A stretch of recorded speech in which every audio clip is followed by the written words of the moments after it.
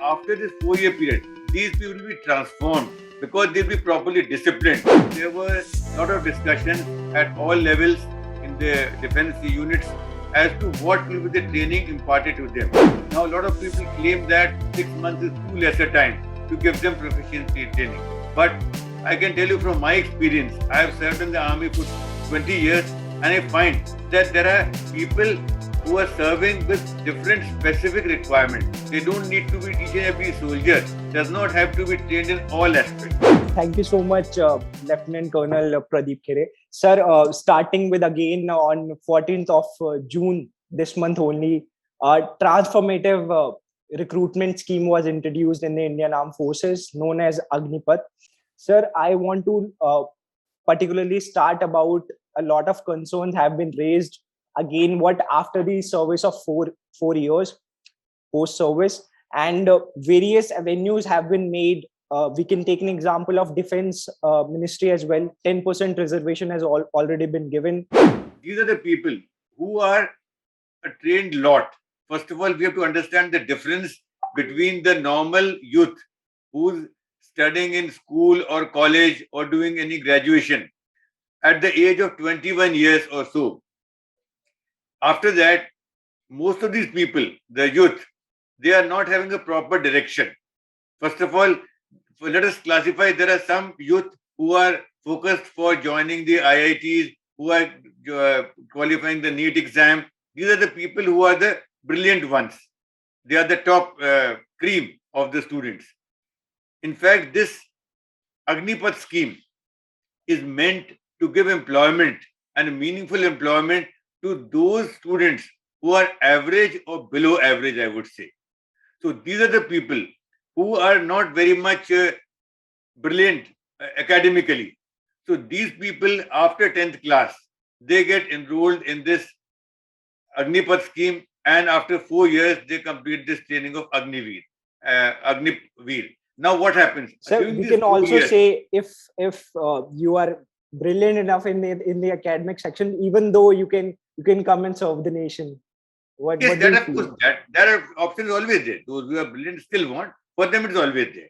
So these are the people. Now, after this 4 year period, these people will be transformed because they'll be properly disciplined.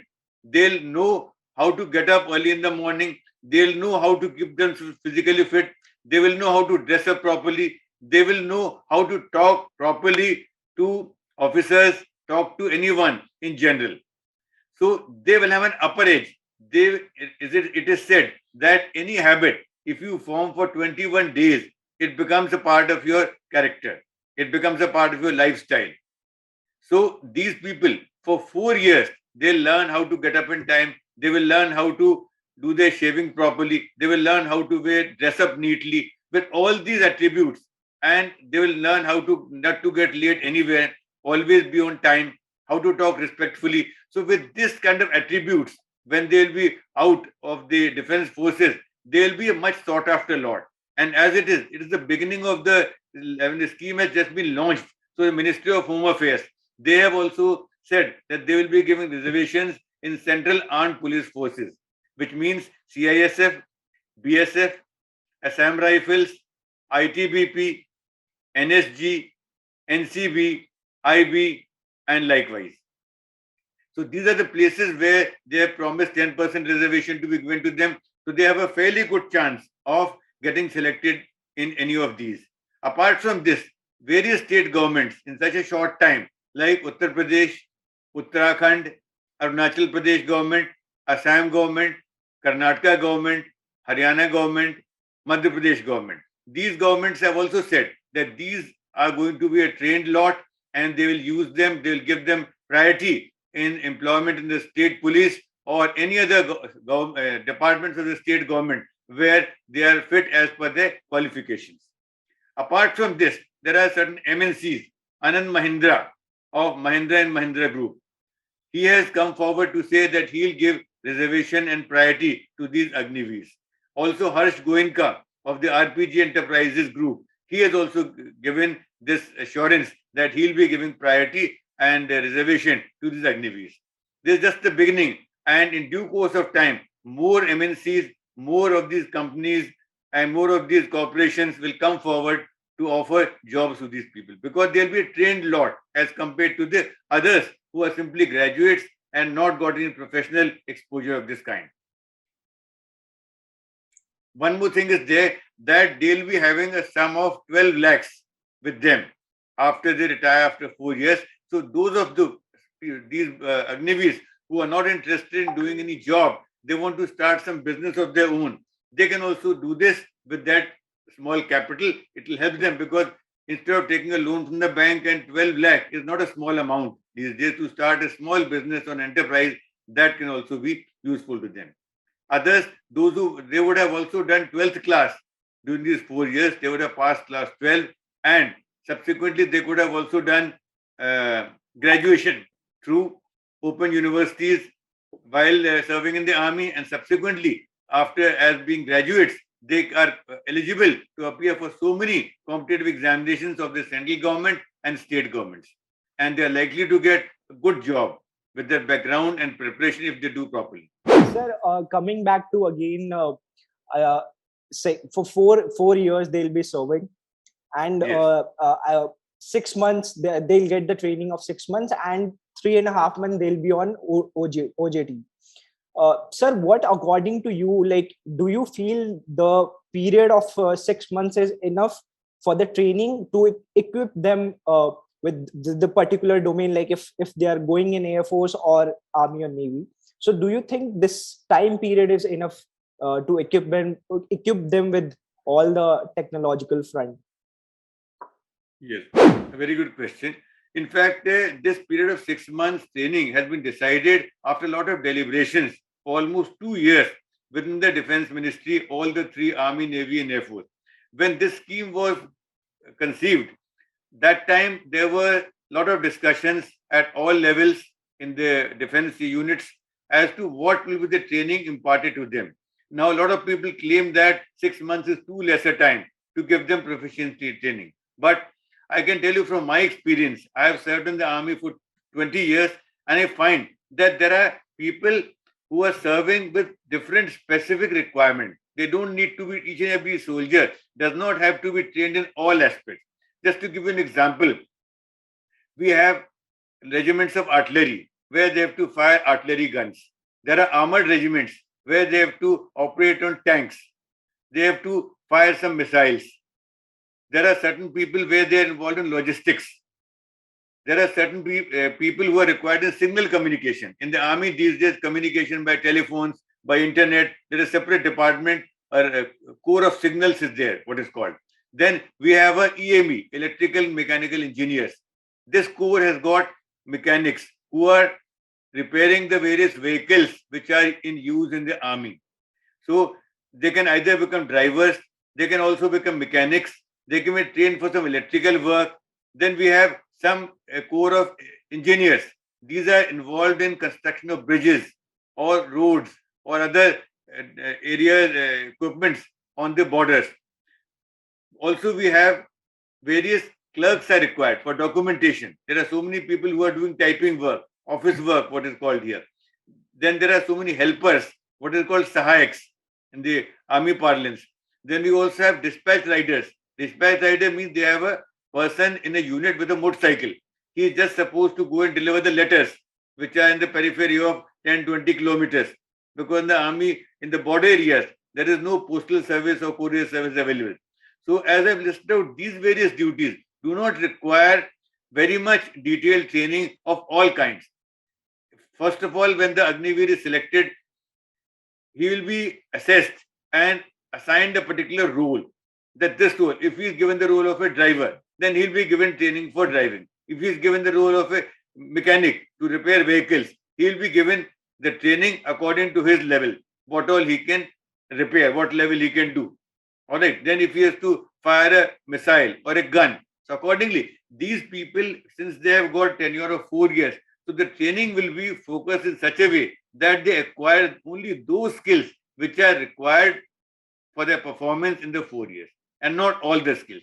So the 6 month period is quite justified. It is not going to be less. How do you see we are catapulting and taking that demographic into the defense parlance, and how do you see this demographic dividend paying dividend to the nation's security? In fact, what has happened over a period of time, it was felt that the average age of soldiers in the army was about 32 years, which is a bit above higher. And especially in the last 2 years, because of this COVID situation, which was there all over the country, so the recruitment could not be done. So this backlog of 2 years and retirement was taking place as normal. There was a shortage and also the average age was going up. So this point was considered by the government and also by the defense ministry, because of which, keeping this in mind, they launched this Agnipath scheme. In this scheme, as a result of this scheme, the average age will come down to 26 years, which is quite okay, we can say, because in the defense forces, the young people are required in large numbers. First of all, these people are trainable. They can be trained for all the jobs. They have got all the josh. They've got all the energy and enthusiasm. If they have got this energy, these are the people with the right motivation, with the right kind of training. They can do wonders there. And so far as their overall profile of the army is concerned, we have these people will be given limited roles. Whatever training they'll be given, they'll be performing those duties. And we have other people who are of the rank of JCOs, of the rank of officers, who will be there to supervise them, who will be able to form their team. And this is an effort which is at the all India level.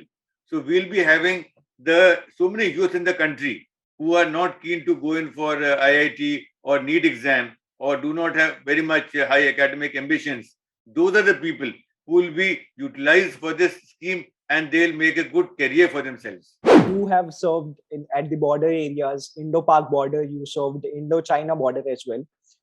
How do you see these Agnivesh coming to the army and contributing at the border areas? Again, you have the expertise at the border areas. So how do you see what will be their role at the border areas, and how will it will take forward the ambition of army, that is again protecting the borders, protecting the nation at the very best?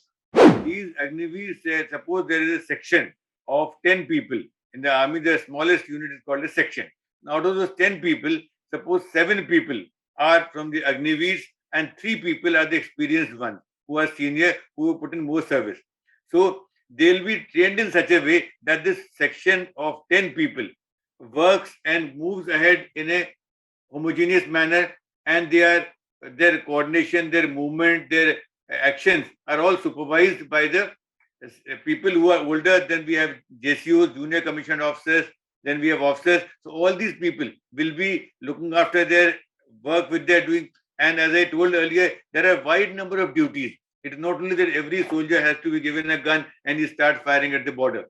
There are so many administrative duties. There are so many duties like clerical duties are there. There are so many duties where logistic duties are there. They have to supply ration. They have to supply ammunition. Somebody has to be in charge of the store. Somebody has to make the entries there. Somebody has to deposit send a letter from one place to the other. Somebody has to do repair of small kind. So all these duties will be distributed. So collectively, all of them will be working towards the common objective of defending our borders. Because when the army goes to war, it is a very organized effort. Each and every person knows his duty. What his duty is there well in advance, and that duty is rehearsed time and again. So that in the case of war, we also have something called operates. Operates are exercises which are done by the army units in peacetime when there's no war. So that is the time when the army units and formations, they go to the border areas, they place themselves there as they would in the event of a war, and what they call a war game. So in this case, each and every person is like a trial run. They do what they would be doing in the case of an actual war, and they are under observation during this time. After that, operation is over, exercise is over in 10 to 15 days. Then each and every person is told where are the shortcomings. If anybody is missed out something, then they are told as a team, as an individual, where they have missed anything, so that in actual war, such lapses do not occur.